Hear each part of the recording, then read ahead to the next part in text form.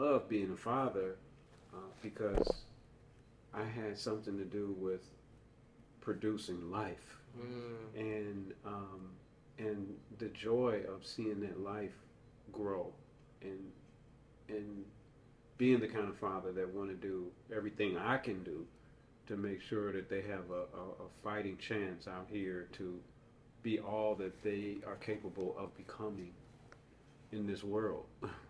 With all the odds that could be stacked against them, to create an environment of love that would prepare them to face any challenge that they would face in life. Welcome to Experts Lounge, your gateway to the captivating world of entrepreneurs. Here, passion seamlessly blends with profit and creativity dances with business acumen. I'm your host, Jonathan Tees, and I am ready to guide you through intimate conversations with today's trailblazing entrepreneurs. All right, y'all, so today's episode is just a little bit different. Instead of having just one guest, I've actually got three. And if you've been watching this channel, if you've been tapped in with the Love Collective, chances are you've seen at least one of these three sitting in one of these very seats right here. The first guest is our very own creative director and global ambassador, Abib Jalil Rodney. Second guest is DJ extraordinaire Greg Nice, co-collaborator, co-producer of All the Dopeness, curator of All the Dopeness.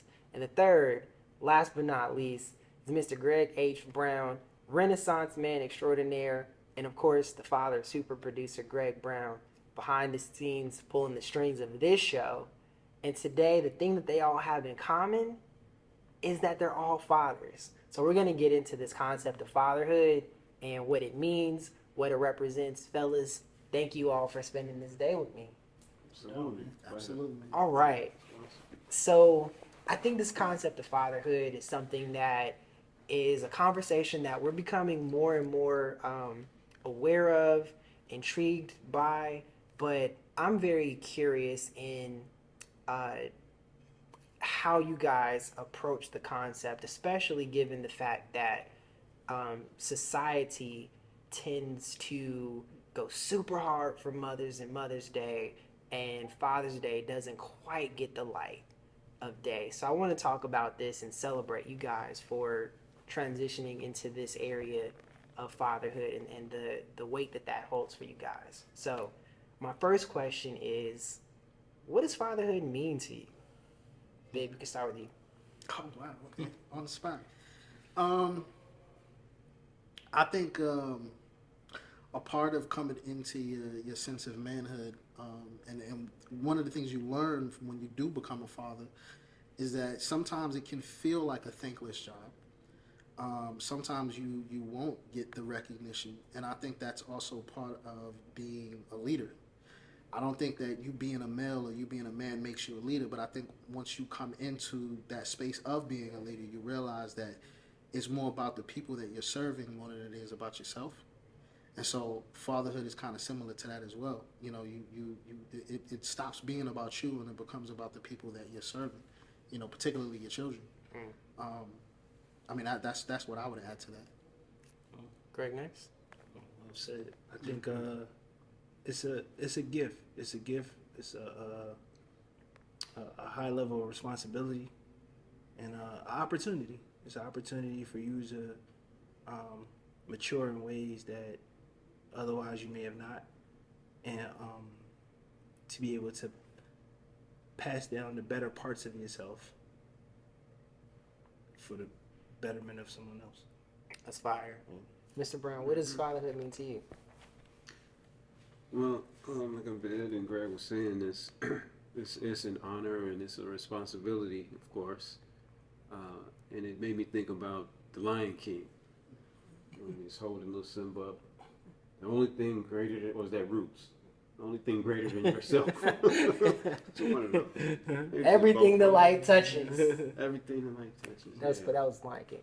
Yeah, but fatherhood is it's everything. I mean, it's a tradition that's passed down from generation to generation, and when that lineage when that chain is broken, you talk about, well, how come fathers don't get the same kind of recognition as the mother sometimes? Sometimes it's systemically designed that way, to take the man out the household. Like, I don't know if we all have seen that movie Claudine, how the family would qualify for government benefits if he stayed out the house. Now, he was a father, but was denied the right to be home to raise his own children. But having the opportunity to be there is truly a blessing, because of passing down that lineage of fatherhood, you know, the rites of passage to manhood. Yeah, and I do want to get into some of the systemic practices that have been applied to dads, especially dads in urban areas and people of color. But before we get there, I want to kind of dive further into this concept and its benefits, maybe even some of its drawbacks, you know, if that's a case. Again, I'm not a father, so I'm really just having this conversation. I'm learning just as much by facilitating this conversation. But I'm curious, how do things change for you once you become a dad? I know I was really happy. I was passing cigars out when Yeah. my son was my firstborn, and I'm passing bubblegum cigars out. Not a real kind at the time, but it was just a joy. Why were you so happy? Well, because it was important to me as a man to start a family and to have a family, you know, and raise a family. You know, I was blessed with a beautiful wife, a virtuous woman, and my firstborn was a son, and I grew up in a household where there were 5 boys and a girl. So it was just a new experience of growth and learning and maturity. But like, I knew I didn't have all the answers just starting out, but I didn't care. I was happy, and I had faith that, you know, God was gonna provide. Yeah. Greg, nice. Got to differentiate. Greg, nice. Viv, you guys are a little bit newer to fatherhood, so you might be a little closer to some of the changes that you saw in yourself more recently. In what ways have you guys changed just over the last couple years?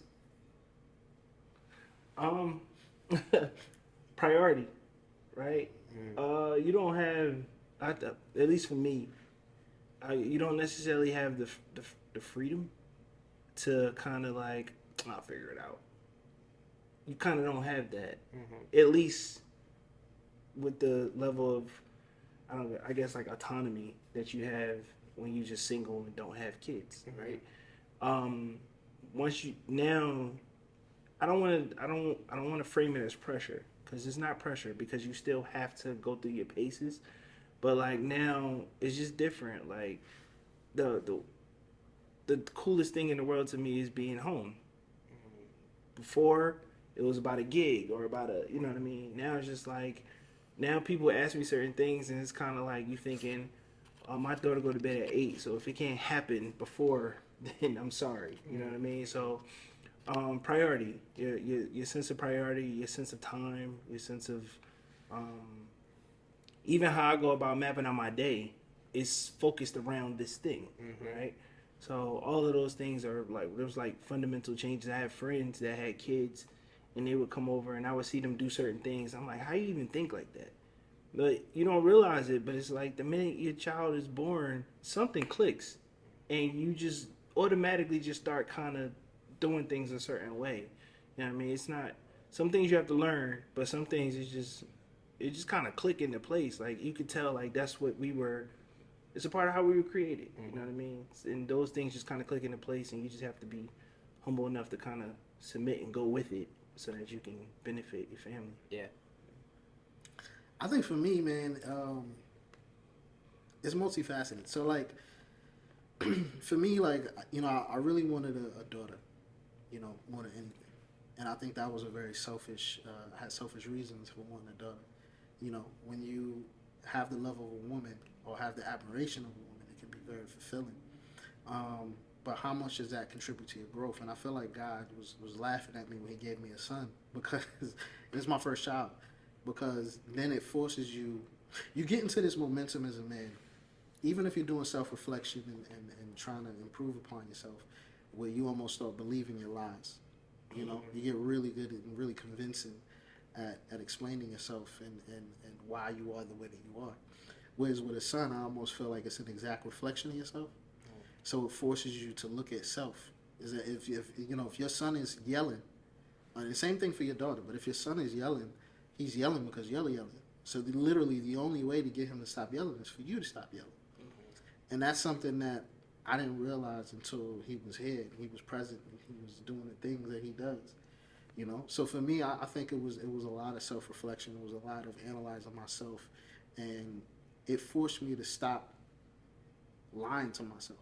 If you would have asked me before I had a son, I'd be like, I'm not telling no lies. I feel fulfilled in the things that I'm saying because I've been so good at it, at creating my narrative. Whereas my son came and he shattered all of that. I couldn't lie to myself anymore. Yeah. So I think it's really interesting to take these concepts that you guys have shared and apply it across your personal path, right? Like I mentioned, Bib, you have your first son, he's 4. Mm-hmm. Greg, nice, you got a daughter, she's 2, mm-hmm. and a son on the way. Mm-hmm. Mr. Brown, you got 2 fully adult children. Yeah. 35 and 33. Graduated from college and are off doing their own things, and so I'm sure at various points across the way there were things that I mentioned the changes, self-reflection, prioritization, happiness. I think they're all qualities that we would want for ourselves. So my question for you, and anybody can answer this, why do so many people shy away from this opportunity? I don't know. Because I guess there's 2 ways to answer that, right? One way could just be unapologetically, I don't want kids. Mm-hmm. And it's not, I don't think it's fair to impress upon the person the need to have an explanation for that, mm-hmm. right? Because it's a responsibility. And you should reserve the right to be like, I don't want to do that, mm-hmm. right? But then, too, on the other side of the spectrum, I would be remiss if I didn't acknowledge the fact that it's a lot of kids here because of the fruits of intercourse, not necessarily because of I planned to do this, right? So now they just accepted this responsibility. And then you have those who are, this was planned out and this is what we wanted to do, and now we have a bundle of joy. So I think it's a bunch of ways to kind of approach that. Mm-hmm. But I think ultimately it's a thing where it's transformative in terms of what it does to you as a person. Mm-hmm. You know what I mean? And some people are very well, and rightfully so, they like who they are, minus having that responsibility. Yeah.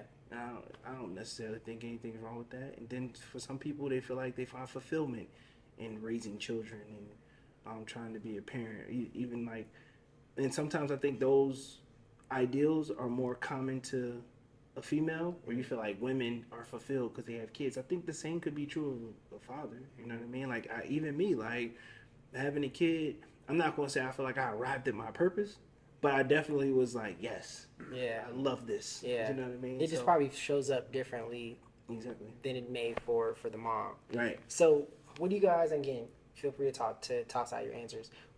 What do you love about being a dad?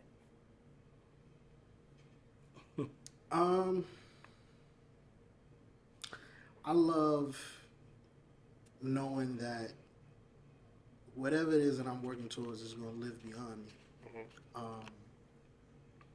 I'll give you a perfect example. Like, my great-grandfather had some land in Jamaica, in a house in Jamaica that was left behind. And it has affected my family, and particularly has affected me in a way that I can't even quantify.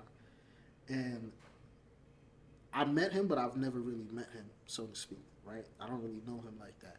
But his conviction and his aims in life has affected my entire life and my entire trajectory. Mm. So I think being able to affect the later generations, knowing that, whatever I do now is going to live on beyond me. Mm. that to me is powerful. I don't even know what that looks like. I don't even know what that feels like, right? To know that generations, hundreds of years from now, somebody's going to be affected by the choices I make, you know? That's something that I can't even begin to understand yet or even explain, right? Because I don't know. Hard to conceive. Hard to conceive, right? Yeah. You know what I'm saying? It's beyond me at this point. All right, so I have a question. I'm going to first pose it to you, Mr. Brown, and then I want to pose because you have more experience and more time to like let things play out as a parent, and then I want to pose it to you two as relatively new parents. Sure.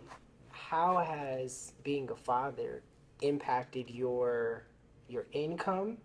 Because the show focuses on marrying income and passion. So how has it focused your earning capacity, and also how has it impacted your ability to do the creative things that we talked about on a previous episode?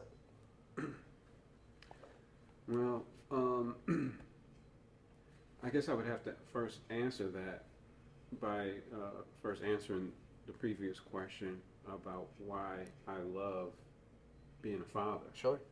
And I love being a father because I had something to do with producing life, and the joy of seeing that life grow, and being the kind of father that want to do everything I can do to make sure that they have a fighting chance out here to be all that they are capable of becoming in this world.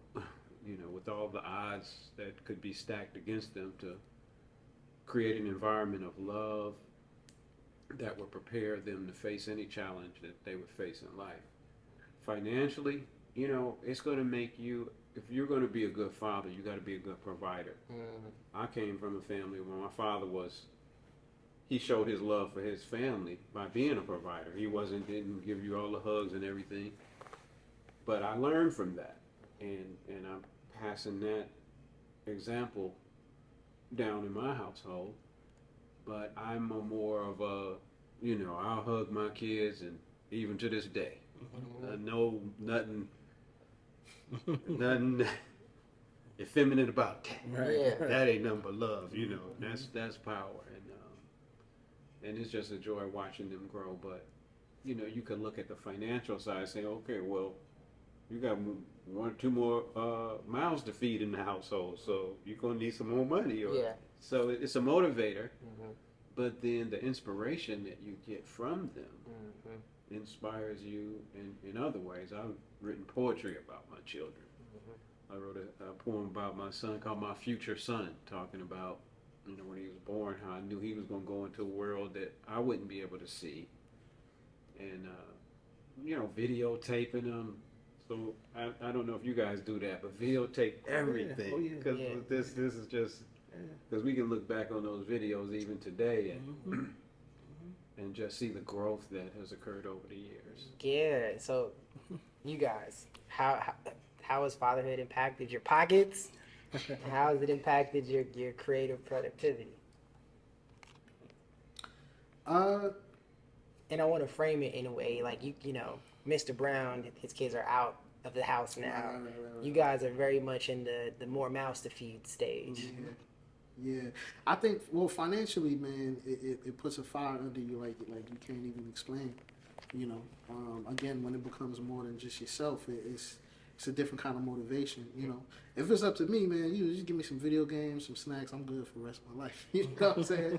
But when it comes to children, like, it requires a lot more, and you realize what you're capable of. You know, what you'll put up with and what you'll do and sacrifice in order to provide for them. I think from a financial standpoint. You know, from a love standpoint, I think, you know, and I know everybody's spiritual belief is different, including mine. Mine is completely different. But I think you don't understand that sense of God's love, I guess, is the best way to articulate it, until you have a child, you know. It's beyond me at this point. Like I don't have a choice in it, you know. I'm programmed to make sure that my favorite movie is Terminator 2. Oh wow! And I remember, Didn't see that coming. oh, I love that movie, and it's a movie about fatherhood if you really penetrate it. You know, because the I think it was the T1000, the T2000, whatever Arnold Schwarzenegger's character Yeah, is. He his tells him, offspring. right. He Yeah. lets him know that like I'm programmed to die for you. Like if anything, and he was like, really? He's like, so shoot him right now. And he shot the guy because he told him to do it because that's his programming. And I equate it to that because I could get into a million arguments with my son, and he could disappoint me in a million different ways. But if anything was to happen, I'm programmed to die for him, and I don't have a choice in that sense. And that's something that you can't really explain to someone until they experience it themselves. That's interesting. Very point. Terminator.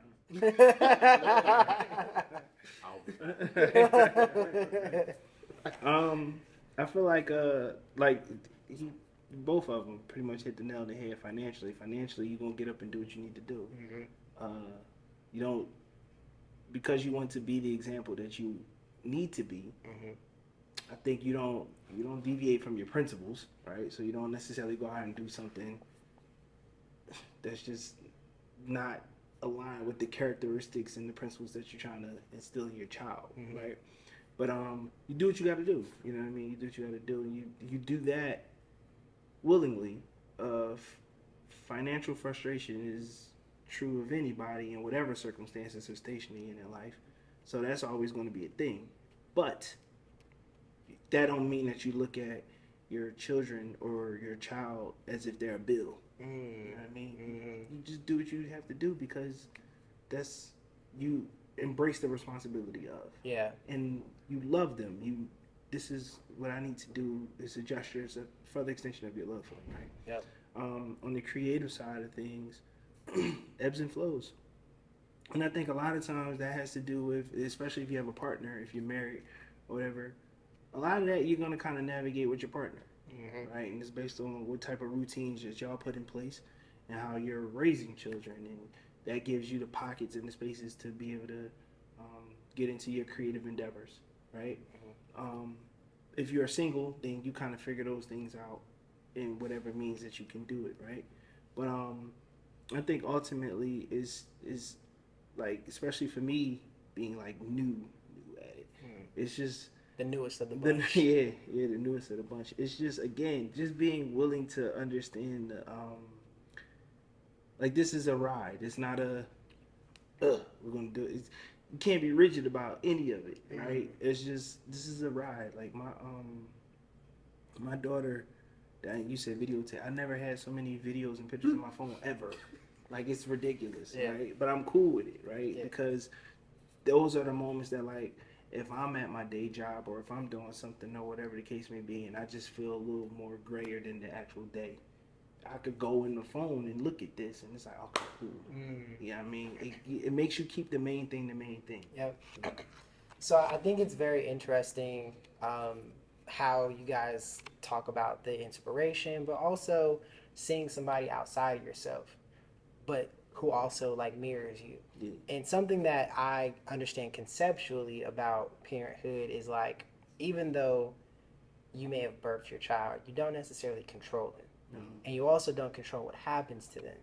And so I'd like to know how, as Black men on this conversation, how you guys approach the topic of parenthood, fatherhood in particular,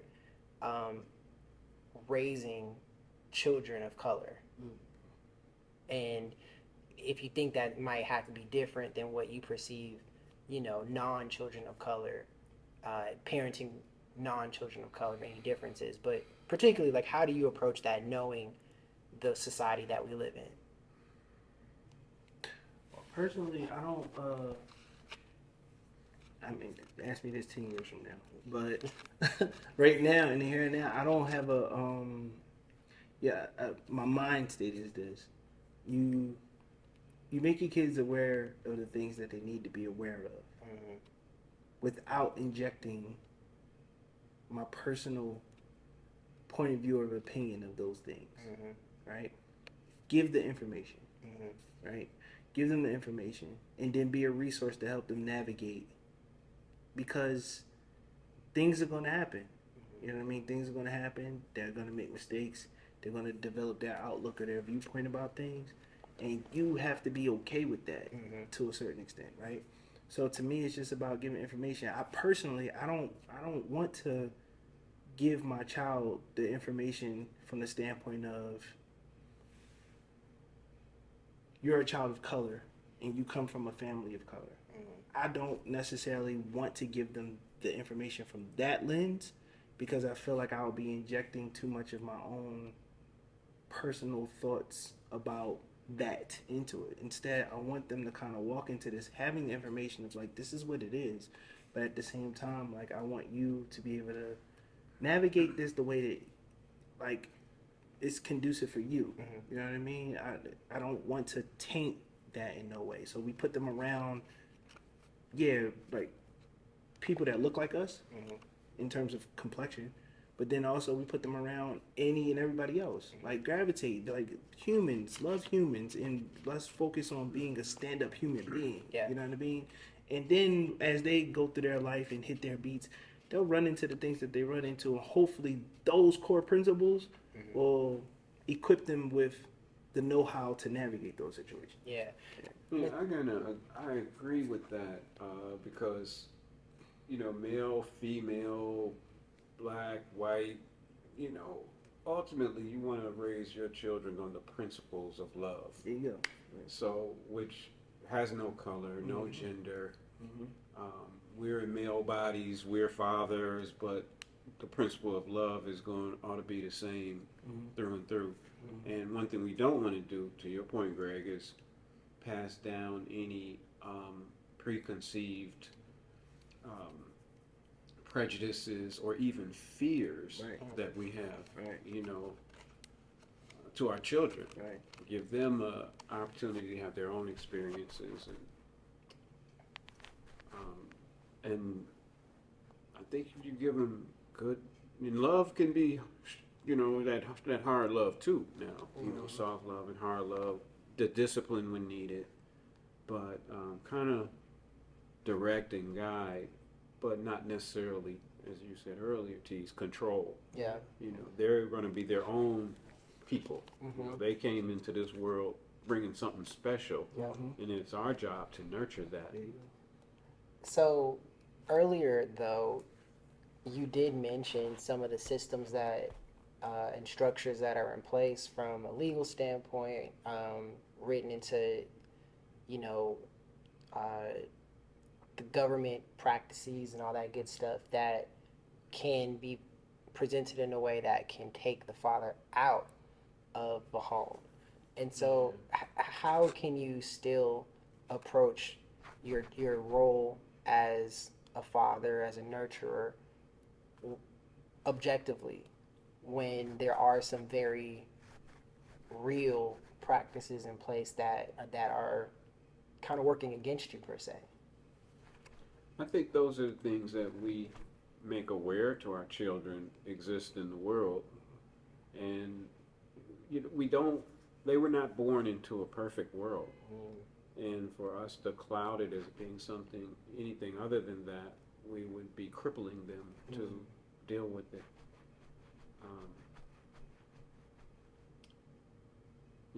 Yeah, I mean, it's a heavy topic, and you know, I think it's heartbreaking sometimes to think about. But I, again, not being a father, these are some questions that I think about. Like, how would I approach these things, given that I am aware that they exist? I think sometimes it's not about like you remember.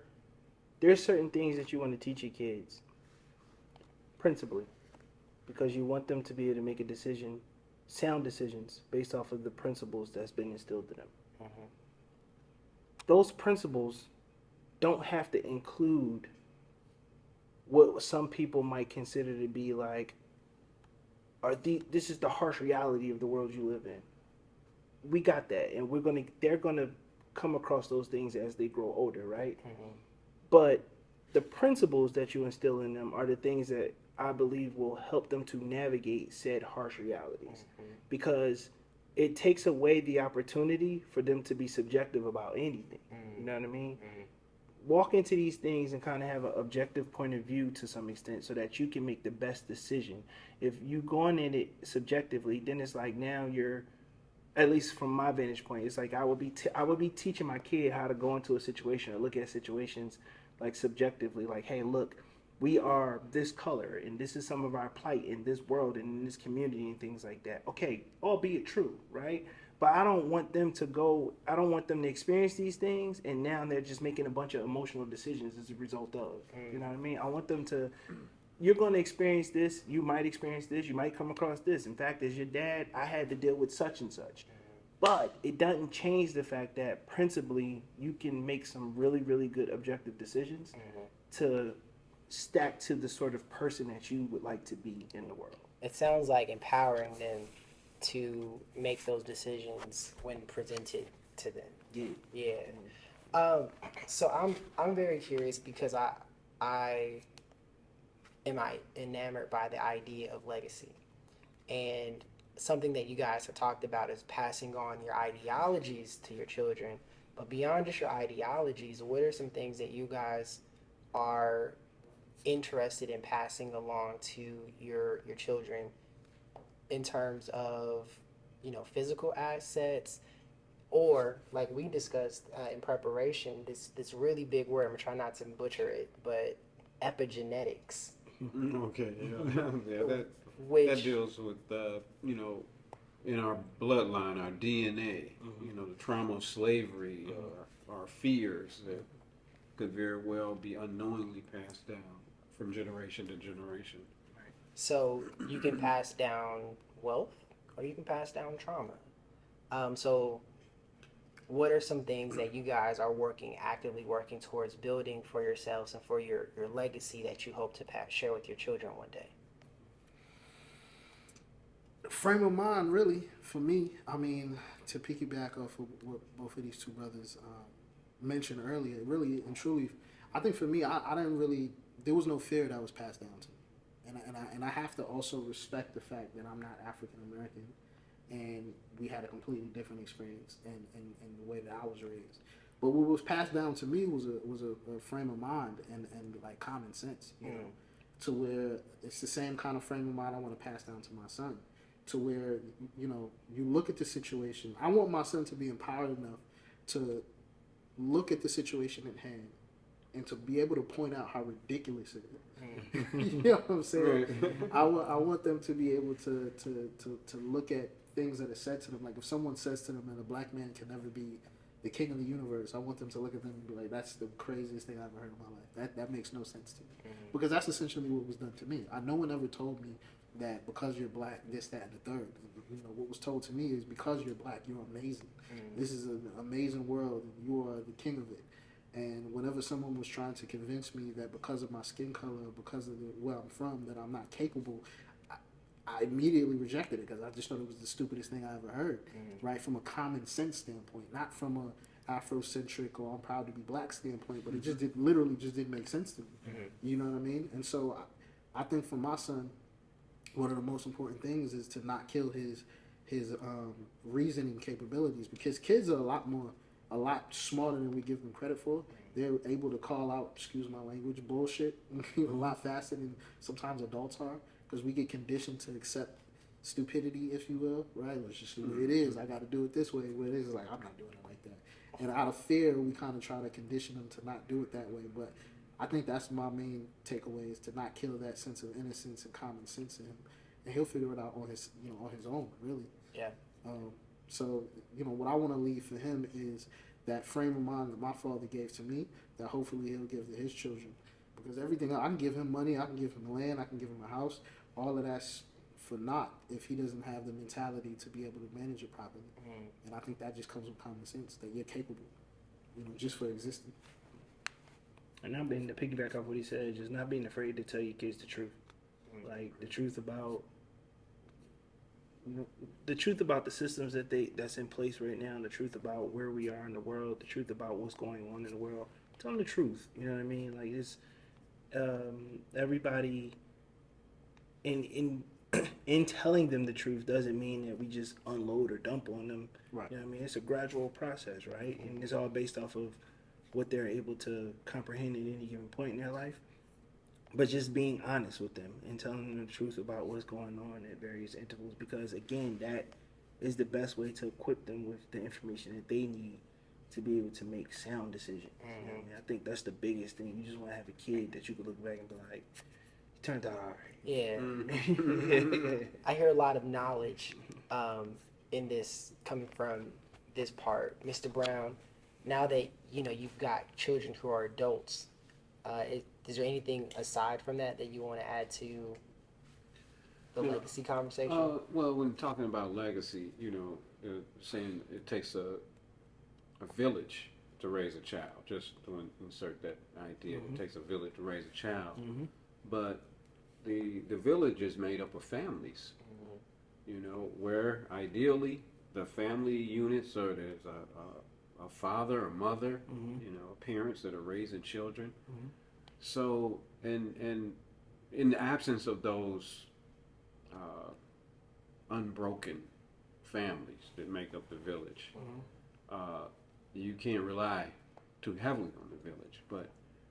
But getting to the point where we will be able to pass down the legacy of family wealth, beginning in the homes. The nurturing of our children, the raising of our children, and doing everything that we can materially to provide for them to pass down, and keep it going, and teach them. Rich dad, poor dad. Yes. Teach them how to invest. Teach them how to save money. Open up account at the credit union. Get a youth account at an early age. Shameless plug. Have them go in there and make deposits. But these are the things that weren't always passed down, even to my generation. Yeah. I got in. I just stumbled upon, working in a financial institution, but my parents were already there. My grandmother and grandfathers had gotten their home from there. But I look at the wealth of the family, but collectively too. To keep that in mind when we're pursuing all of that, and not that the whole village is a part of our family too. But we're gonna take care of our own at home. That's our job. Absolutely. We're gonna do that first. Absolutely. When you take care of the individual household, then by proxy the community gets lifted because we're all members of said community. All right. So as we get ready to conclude this conversation, Mr. Brown, I'll start with you. I'd be curious to know, if you could give a younger father or someone who's not quite a father yet, but at some point in their life will become one, what was the biggest piece of advice you've either somebody handed to you or you've gained through your experience through fatherhood? What's one thing that you would share with the soon-to-be or younger father?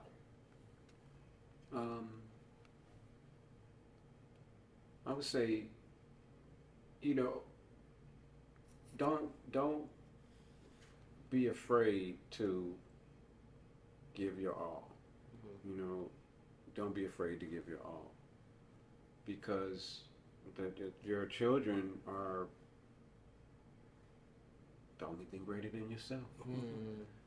So you don't come in with an instruction book, but it may cause you to learn new skills of parenting, but don't be afraid. Just love your children, be there for them, and I'll probably give a different answer, with more thought, but off the top, that's what I did. Yeah. I just tried to do the best I could do, and that's all you can do. I think your kids turned out all right. I think so. But it's a work in progress. They will always be your children for life, even in adulthood. The love doesn't stop. So Yeah. love them forever. Love it. Greg Nice and Bib, y'all are in the heat of it right now. So if you could go back just a couple years and talk to your younger self when your firstborn came into the world, what would you tell that younger version of yourself?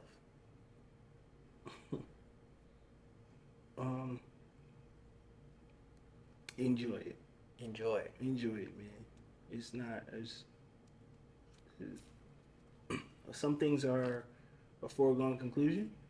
Responsibility, all of those things is would be to state the obvious. But enjoy it, because you can easily start to go by that. You know what I mean? And you don't even have a concept of what that means until you're in it, right? But to go by like this, like this girl's 2. I just this big, just took her from the hospital. You know what I mean? She's 2 now. She had full conversations with me. She tells me how she feels about stuff. It's incredible. But be present enough to like enjoy those things. So like just as much as you give yourself the I guess the motivation to feel like, well, I want to make sure she know this, and I want to discipline, and I need to enjoy it at the same time. You know what I'm saying? That's what I would say. Yep. Bit. I would say find harmony and have understanding, and never compete with the mom. It's not a competition. I think understanding that is probably the most key. You know what I'm saying? Nothing is written in stone. You know, you may not get that recognition or love right now, but it'll come to you. You know, but don't look for that. Don't look for credit. Right? Don't look for recognition. You are a servant. You get what I'm saying? And regardless of your situation with the mom, she serves a very important purpose. And don't ever try to overshadow that or overtake that, because the children will, they'll pay for that, or they'll recognize it. I should say, really, you can be in chaos with the mother of your child, but you still have to be in harmony for the sake of the child. I think that's probably what I would say. That's great. Great point. I love that, guys. Well, listen, I appreciate y'all sharing y'all insight with me. I feel like I learned just as much as hopefully the members of the audience will get from hearing this conversation.